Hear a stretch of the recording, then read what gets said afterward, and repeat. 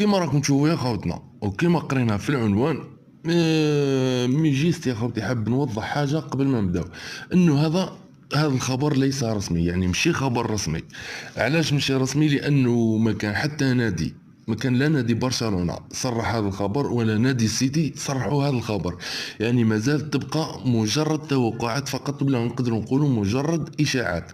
وممكن ايضا يا خوتي، ممكن ايضا تكون اخبار صحيحه، لكن مازال ما تمتش المفاهمه يعني 100% بيناتهم، وراح يخليوها حتى تتم المفاهمه. المهم يا خوتنا، كما راكم تشوفوا راهم يقولوا باللي إيريك أبيدال في طريقه الى مانشستر سيتي باش ممكن يتفاهم مع اغويرو ورياض محرز ويخليهم يسنيو مع البارسا.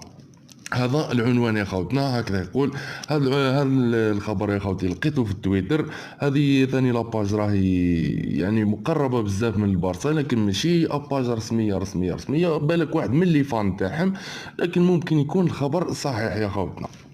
المهم يا خوتي، انا حوست في جميع الجرائد والمواقع، يعني جميع الجرائد العالميه والمواقع العالميه، ما لقيت حتى جريده ولا موقع هضر على هذا الخبر.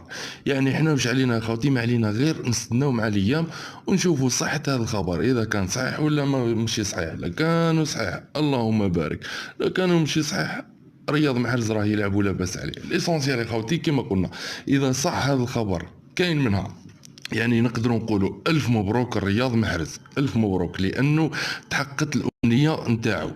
رياض محرز قال في السابق أمنيتي نلعب مع برشلونة، هو قال باللي نتمنى اني نلعب مع برشلونه، ان شاء الله تحقق له هذه الامنيه يا خوتي.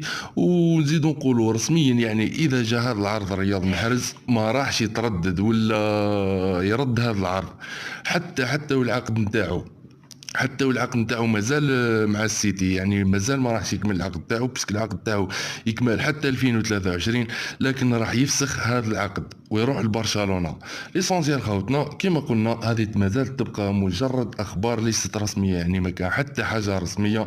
وكش ما يكون جديد يا خوتنا، كش ما يكون جديد، كش ما يكون خبر جديد راني نحطو ان شاء الله ونشاركوا مع خوتنا.